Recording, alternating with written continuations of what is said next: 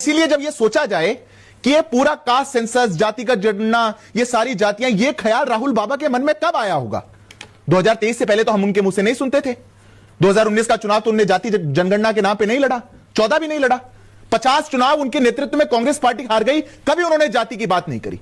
पर ये जो हथियार है, ये 2023 में उनके हाथ में आया। और कोई भी बात अगर किसी नेता के द्वारा बोली जाती है तो उसके कुछ तो आधार हो सकते हैं। या तो कोई हिस्ट्री होगी कि उनकी पार्टी की, उनके पहले उठाने की, पार्टी की कोई पॉलिसी होगी, या परिवार की कोई बात होगी। अब परिवार में तो पढ़नाना पत्र लिखा करते थे सभी मुख्यमंत्रियों को कि अगर इस देश में दलितों का आरक्षण दे दिया गया तो ये क्वालिटी घट जाएगी देश की। उनकी दादी कहा करती थी ना जात पे ना पात पे मोहर लगेगी हाथ पे। उनके पिताजी कहा करते थे कि ये पिछड़े वर्ग वाले बुद्धू हैं। जब परिवार की ऐसी हिस्ट्री है तो ख्याल उनके मन में नहीं आ सकता। अब पार्टी की नीति भी ऐसी नहीं रही। पार्टी की नीति तो एमयू से, जामिया से आरक्षण छीनने वाली रही। पार्टी की नीति तो कर्नाटक में, तेलंगाना में आरक्षण छीनने वाली रही। पार्टी की नीति तो काका कालेलकर कमीशन को रोकने वाली, मंडल कमीशन को रोकने वाली, एनसीबीसी को अधिकार ना देने वाली। फिर क्या ऐसी बात है कि राहुल गांधी को 2013 के बाद लगा, 2023 के बाद लगा कि मुझे बात उठानी चाहिए? अंजना जी, मैं मानता हूं यह बहुत बड़ा एक षड्यंत्र है जो कांग्रेस पार्टी और पूरी इनकी जो जमात एक है, इकोसिस्टम जो है, ये उसको लड़ रहा है। एक डिवाइड एंड रूल करने आए थे ईस्ट इंडिया पॉलिसी वाले। 2000 किलोमीटर दूर से ये इटली मम्मी सन पॉलिसी जो आई है, ये जो कंपनी आई है, इन्होंने इस देश को कहीं ना कहीं विभाजन करने की बात करी। और मैं 10 सेकंड लूंगा क्यों ऐसा ख्याल आया। क्या ओबीसी का, पिछड़े का, एससी एसटी का ख्याल तभी आया जब इस देश में एक ओबीसी वर्ग का प्रधानमंत्री आया।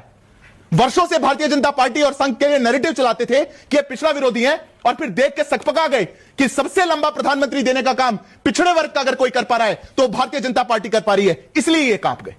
ये इसलिए डर गए क्योंकि उनको लगा कि ये एनसीबीसी को संवैधानिक दर्जा 25 साल बाद देने वाली कोई पार्टी आई तो ये भारतीय जनता पार्टी है। इसीलिए ये लग गए क्योंकि अंजना जी, जब 2023 में इनको लगा कि सबका साथ सबका विकास वाली राजनीति तो बहुत आगे जा रही है, ये सबको साथ लेकर चलने वाली राजनीति इस देश को परिवर्तित करके विकसित भारत बनाने की बात कर रही है, जब इस देश में लगा कि हिंदू आस्थाएं और अस्मिता एकजुट हो रही हैं, तब ये डिवाइड एंड रूल वाली पॉलिसी लेकर के आए और इन्हें सोचा इस देश को जातियों के आधार पर बांटा जाएगा। इसलिए ये लड़ाई अधिकार की नहीं है, ये लड़ाई प्रतिकार की है। और कोई भी लड़ाई जो किसी सेल्फिश मोटिव से लड़ी जाए, कोई भी लड़ाई जो षड्यंत्र के तहत पे लड़ी जाए, वो देश का नुकसान करेगी। इसीलिए अब राहुल बाबा अपनी लड़ाई में, अपने चंगुल में खुद फंस गए हैं। अब खड़े हो गए, जा रहे थे सबसे पूछने, पत्रकार नहीं छोड़े, अधिकारी नहीं छोड़े, जज नहीं छोड़े, सैनिक नहीं छोड़े, कोई नहीं छोड़ा।